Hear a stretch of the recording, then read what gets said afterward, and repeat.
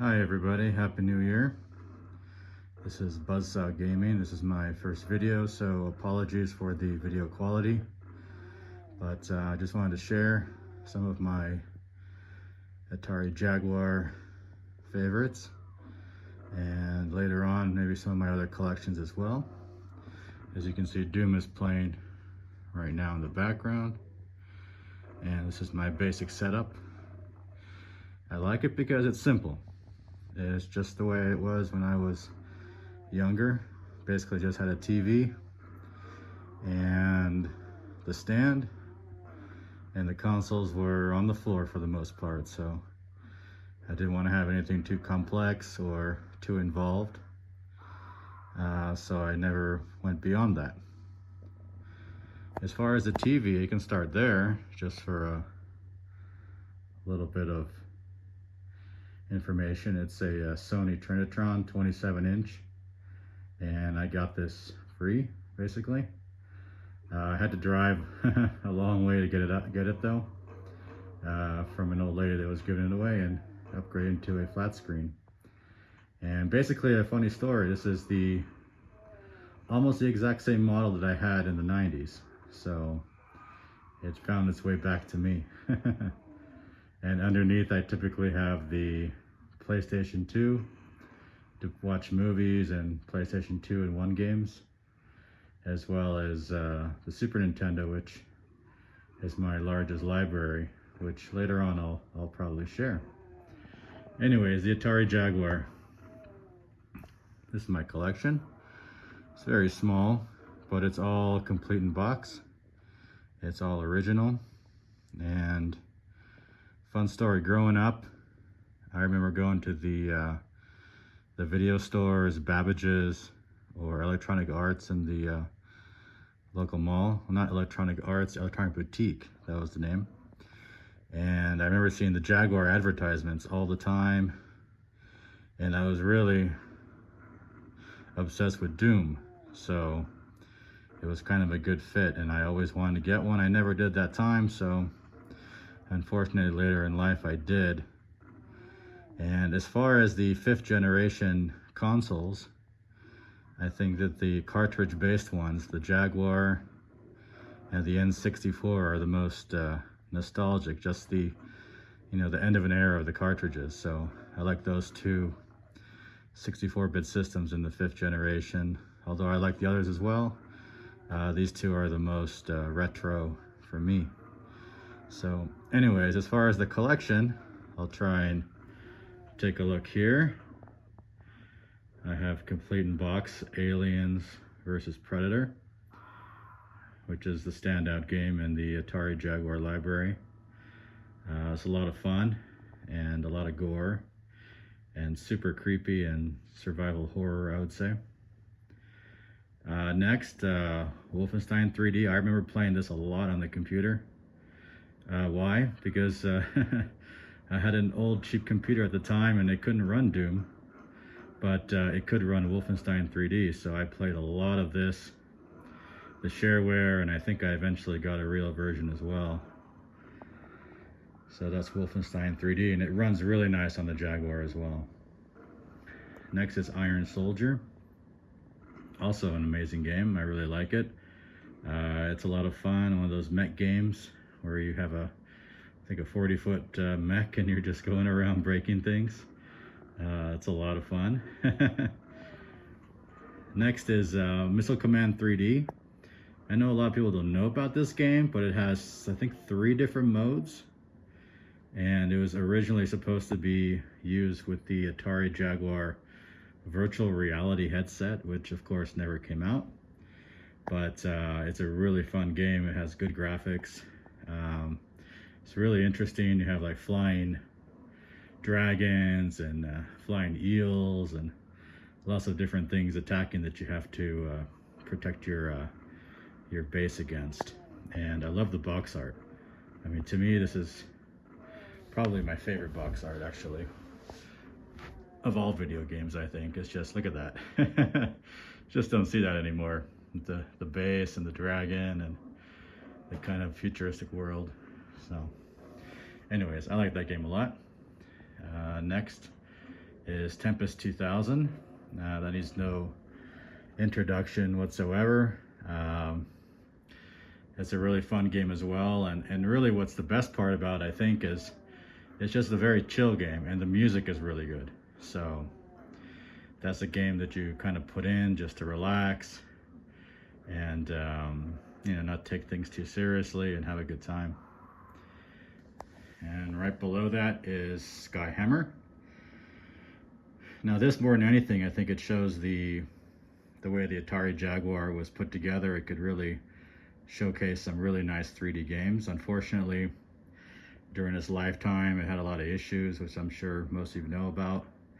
Financial issues, etc., competing against the other consoles at the time. But Skyhammer was one of those games that almost made it out, and it was finished up afterwards. I believe it was basically complete, and it was just put on a cart in the years after the demise of the Atari Jaguar. And I really like the music. It's a kind of a dystopian Blade Runner futuristic type game. Next, Ultra Vortex. This is a really fun fighting game, and it's got really nice graphics for the time. It's you know, kind of competing with Mortal Kombat and Street Fighter and all that, but it's a really fun game. And one of the characters is Buzzsaw, so if you know Buzzsaw Gaming, that's where I got it from. So no big secret there.